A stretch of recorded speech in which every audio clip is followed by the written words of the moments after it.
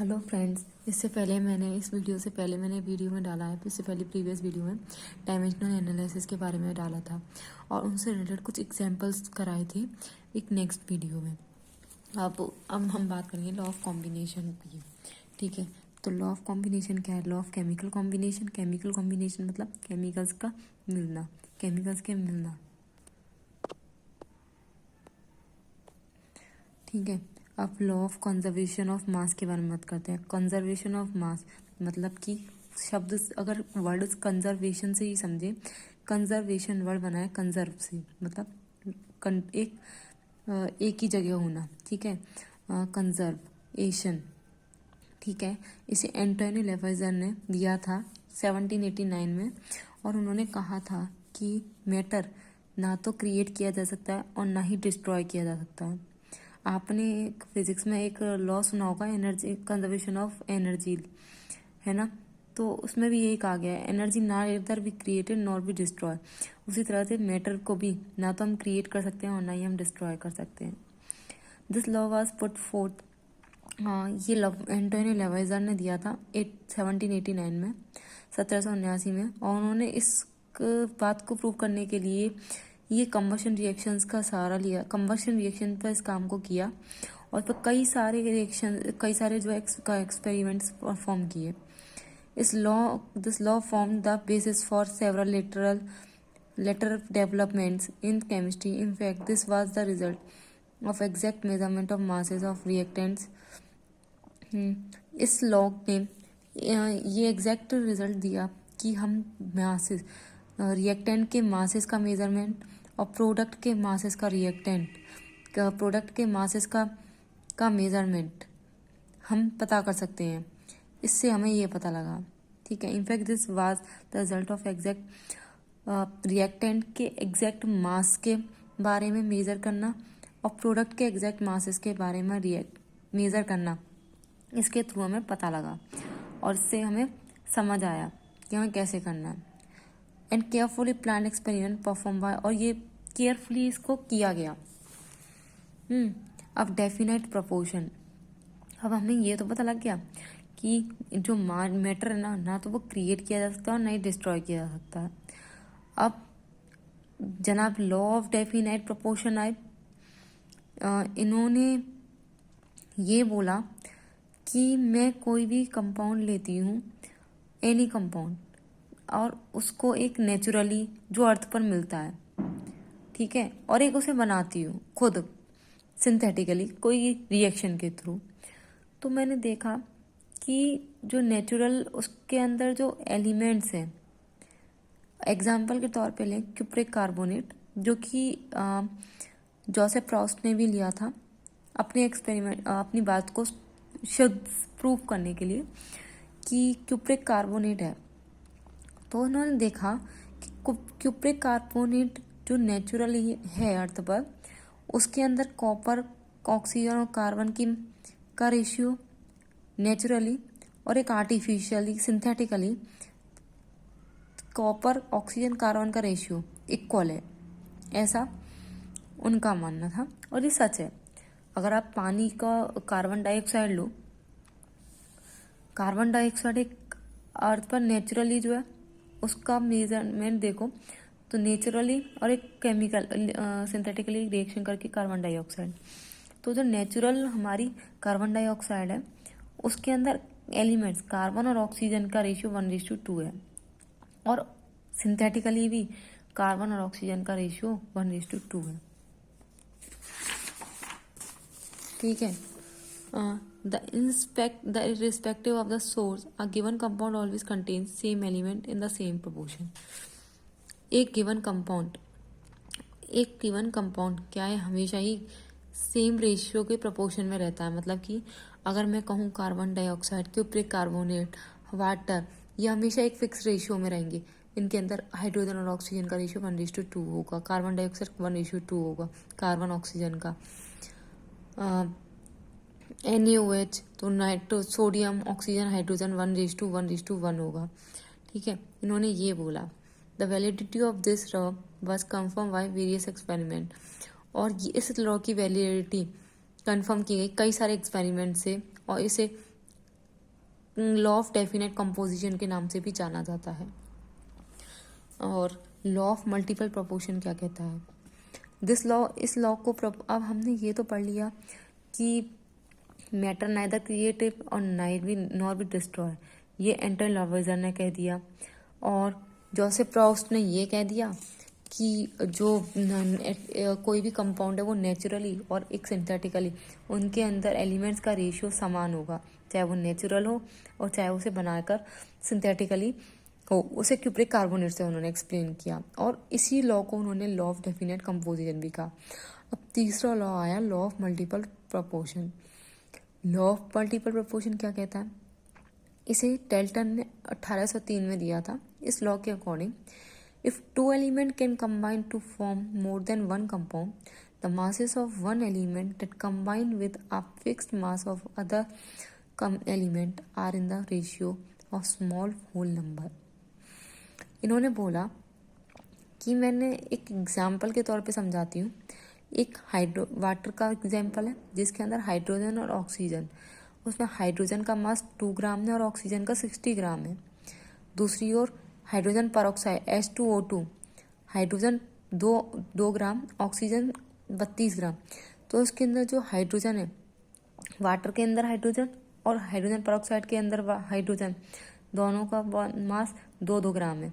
Oxygen में 16 gram water में और हाइड्रोजन परऑक्साइड में 32 है। इनके बीच का जो रेशियो डिफरेंस है ना, वो बहुत ही स्मॉल होल नंबर है, मतलब 1:2 में है। ये कहना चाहा इन्होंने, ठीक है। अब गैलुसैक लॉ ऑफ गैसियस वॉल्यूम क्या कहता है? इस लॉ को 1808 में गैलुसैक ने लिया था। उन्होंने ऑब्जर्व किया कि जब दो गैसेस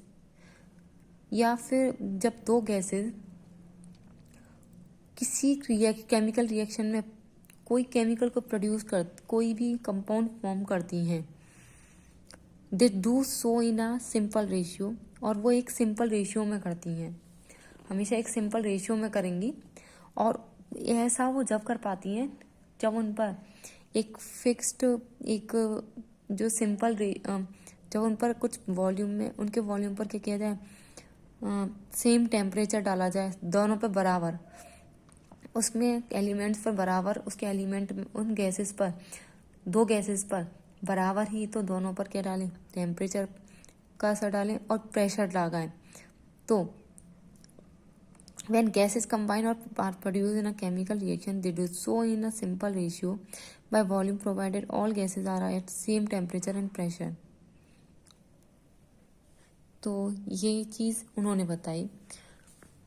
जैसे कि एग्जाम्पल के तौर पे ले लेते हैं इस चीज़ को और भी अच्छे से समझने के लिए, कि मैंने 100 ml हाइड्रोजन को कंबाइन कराया 50 ml ऑक्सीजन से, तो उसने 100 ml मुझे क्या दिया, वाटर वेपर दी, ठीक है। तो इसमें क्या हुआ कि volume of hydrogen and oxygen combine with together, that is 100 ml and 50 ml, we are a simple ratio. तो क्या एक रेशियो देंगी, 2:1। Gay Lussac's discovery,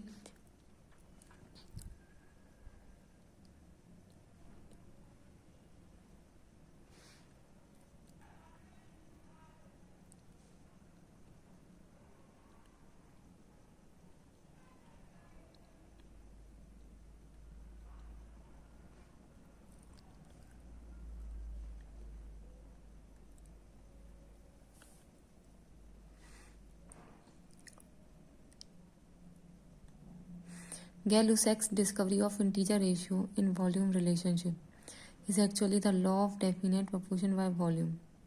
The law of definite proportion stated earlier was with respect to mass. Gay-Lussac law was explained properly by the work of Avogadro in 1811, और इस work को Avogadro ने 1811 में दिया, ठीक है।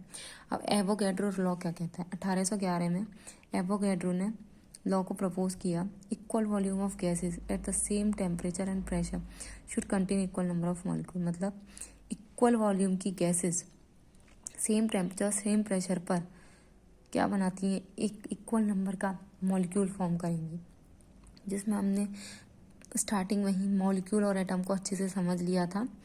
विच इज और एवोगाड्रो ने इन दोनों के बीच में अच्छा डिस्टिंक्शन बताया है कि एटम क्या होते हैं और वॉल्यूम और मॉलिक्यूल्स क्या होते हैं, which is quite understandable in the present time. आज के वक्त में इसे आसानी से समझाया जा सकता है कि एटम क्या है। हाइड्रोजन एक सिंगल अगर है तो उसको हम एटम कहेंगे, लेकिन अगर H के 2 हाइड्रोजन मिल जाए तो वो मॉलिक्यूल फॉर्म करेंगे। ठीक है, इसे समझ सकते हैं। If we are consider again the reaction of hydrogen and oxygen to produce water, we see that 2 volume of hydrogen combined with 1 volume of oxygen to give 2 volume of water without leaving any unreacted oxygen.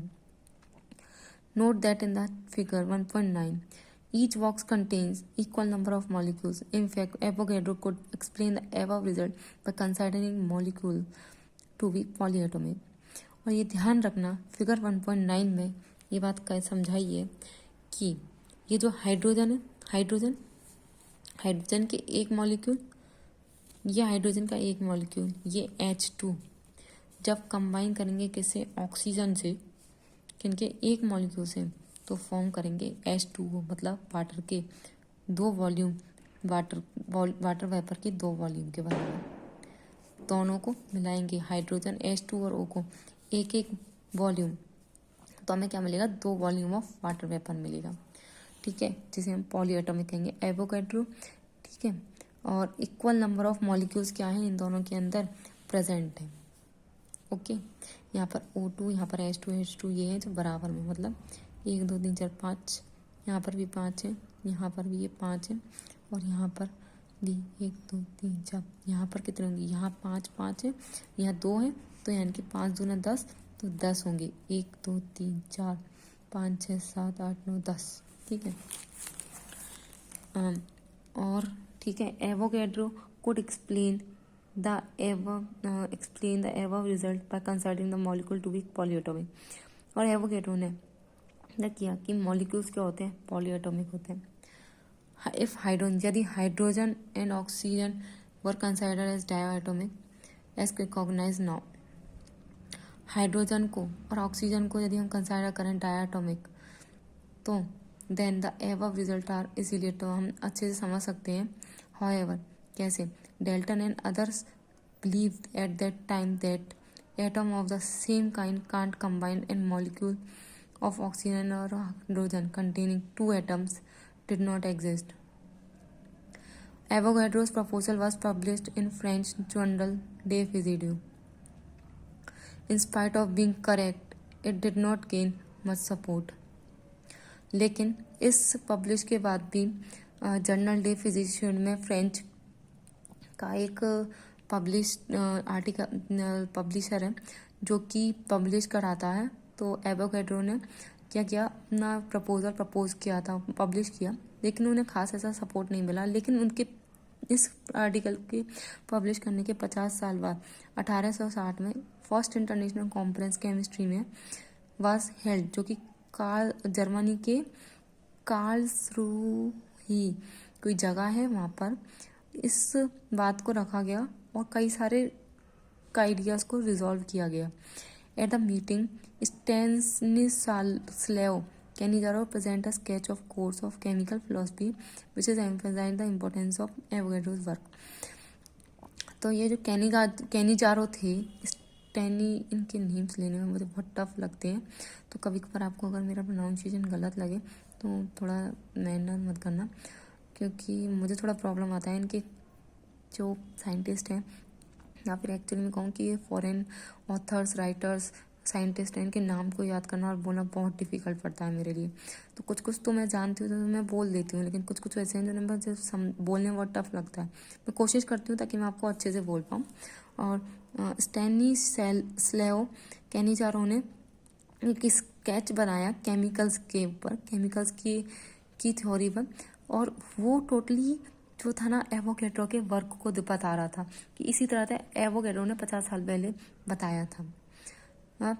Germany के कार्लसरूहे जो कि first international chemistry पर conference हुई थी, कब, 1860 में, 50 साल बाद एवोगाड्रो ने जब पब्लिश की थी जर्नल डे फिजिक्स। ऑलराइट, तो ये 5 लॉज हैं जिन्हें पढ़ना। इवन मैं आपसे ये कहूँगी कि इनके शॉर्ट नोट बनाना, क्योंकि ये लॉज बेहद इंपॉर्टेंट है। तो चलिए हम एक छोटा सा रिवाइज ले लेते हैं, क्विक रिव्यू। तो सबसे पहले हमने ये पढ़ा कि law of combination, chemical combinations, laws of chemical combination, कि केमिकल कॉम्बिनेशन होता क्या है, ठीक है। अब उनके लॉज के बारे में पढ़ें। तो पहला लॉ था जो कि एंटोनियो लेवॉइजर ने दिया, और इनके अकॉर्डिंग ये था law of conservation of mass, कि ना तो मैटर क्रिएट किया जाता और डिस्ट्रॉय किया जा सकता है, ठीक है, इनके अकॉर्डिंग, है ना। और दूसरा इन्होंने 1789 में दिया था। दूसरे हमारे जाना भाई जोसेफ प्राउस्ट, इन्होंने लॉ ऑफ डेफिनाइट प्रोपोर्शन दिया, और इसको एक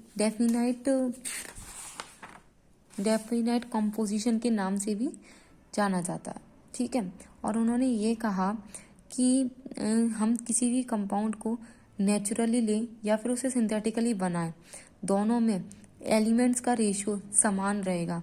इन्होंने क्यूप्रिक कार्बोनेट के हेल्प से कार्बन ऑक्सीजन कार्बन का रेशियो बताया, जो कि इक्वल था, नेचुरली देखा और एक सिंथेटिकली देखा, दोनों का बराबर था।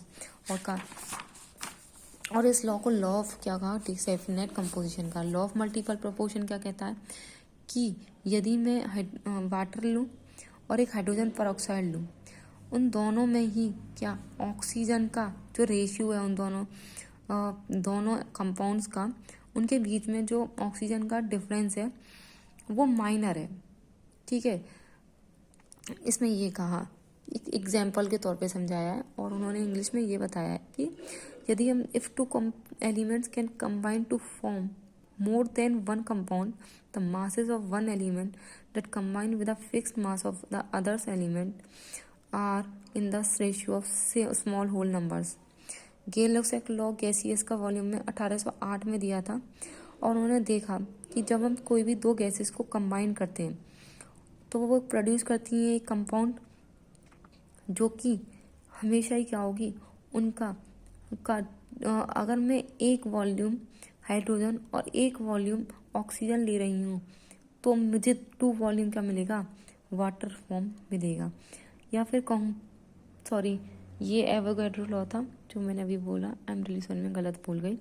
गेल-लॉक्सैक लॉ ने ये कहा था कि जब मैं दो गैसेस को कंबाइन करती हूँ, और फिर उन्होंने बेटर अंडरस्टैंडिंग में जब बताया कि 100 ml ऑफ हाइड्रोजन गैस है, एक को कंबाइन करती हूँ ऑक्सीजन गैस की 50 ml से, तो मुझे वाटर वेपर मिलेगी कितनी, 100 ml, जो कि बताती है कि इसके अंदर हाइड्रोजन और ऑक्सीजन का रेशियो है वो कितना है, 2:1 में होता है, ठीक है। और चूँकि इस लॉ में थोड़ी खराबी थी, तो इसके लिए थोड़ा सा आगे जाकर काम हुआ 1811 में। एवोगैड्रो ने अपना लॉ दिया, एवोगैड्रो लॉ। इसके अकॉर्डिंग ये था कि इक्वल वॉल्यूम की गैसेस सेम टेम्परेचर और प्रेशर पे हमेशा इक्वल नंबर ऑफ मॉलिक्यूल्स को बनाती है, ठीक है, को फॉर्म करती है। शुड कंटेन, क्या कंटेन करती है, हमेशा ही इक्वल नंबर ऑफ मॉलिक्यूल्स को, उस कोई भी इक्वल वॉल्यूम में गैस लूँ, उसको इस एग्जांपल से समझाया था, जो कि मैंने अभी गलती से बोल दिया था, कि मैंने हाइड्रोजन का एक हाइड्रोजन लिया, एक हाइड्रोजन के को लिया एक वॉल्यूम, और एक वॉल्यूम मैंने ऑक्सीजन लिया, 2 वॉल्यूम ऑफ हाइड्रोजन और 1 वॉल्यूम ऑफ ऑक्सीजन लिया, तो मुझे क्या मिला, 2 वॉल्यूम ऑफ वाटर मिलता है, ये बोला उन्होंने। तो हमें क्या मिलेंगे, इसके अंदर जो एलिमेंट, जो वाटर फॉर्म हुआ, तो मैंने यहाँ पर क्या लिया, 2 हाइड्रोजन लिए और एक ऑक्सीजन लिया, जो मुझे वाटर फॉर्म हुआ है, इसके अंदर टोटल एलिमेंट कितने, 3 है, और मैंने लिए भी कितने थे, 3 लिए थे। मतलब कि जितने वॉल्यूम में मैंने गैसेस को लिया था, उतने ही वॉल्यूम में मुझे क्या मिला, मेरा वो इसके अंदर वो मिलेगा प्रोडक्ट। दूसरा, इनके अंदर जो मॉलिक्यूल्स की प्रेजेंस है, यहाँ पर हाइड्रोजन की, ऑक्सीजन की, तो यहाँ पर जितनी है 3, तो यहाँ पर भी कितनी है, 3, ठीक है।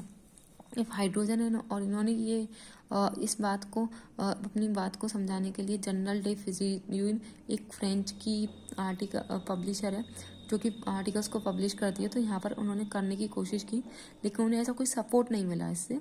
लेकिन इस काम के 50 साल बाद, इस काम को करने के उनके 50 साल बाद एक स्टेनो कैनिजारो नाम के साइंटिस्ट थे, जिन्होंने पहली बार केमिस्ट्री पर कोई इंटरनेशनल कॉन्फ्रेंस हुई थी जर्मनी में, रूही में। तो इन्होंने सेम इसी बात को प्रेजेंट किया, और उसमें एवोगैड्रो के वर्क की इम्पोर्टेंस को बताया कि उन्होंने एवोगैड्रो ने किस तरह से इसको समझाया। ठीक है, तो हम नेक्स्ट वीडियो में आपसे मिलेंगे और इसमें अब हम बात करेंगे आने वाली वीडियोस में एटॉमिक थ्योरीज, डेल्टा की जो एटॉमिक थ्योरी थी, atomic mass, molecular mass, Avogadro atomic mass, कैसे एटॉमिक मास के बारे में पढ़ेंगे, मॉलिक्यूलर मास के बारे में पढ़ेंगे, फॉर्मूला मास पढ़ेंगे, मोल कॉन्सेप्ट पढ़ेंगे और मोलर मासेस पढ़ेंगे, परसेंटेज कंपोजिशन पढ़ेंगे, एम्पेरिकल फार्मूला और मॉलिक्यूलर फार्मूला पढ़ेंगे, स्टोइकियोमेट्री एंड नॉन स्टोइकियोमेट्री को पढ़ेंगे, कैलकुलेट करना समझेंगे। ठीक है, कैसे क्या होता है इनकी आगे की बातें पढ़ेंगे, कैसे होती है क्या नहीं, तो मोलरिटी जो भी आगे का रह गया उसे पढ़ेंगे। सो नेक्स्ट वीडियो में मिलते हैं।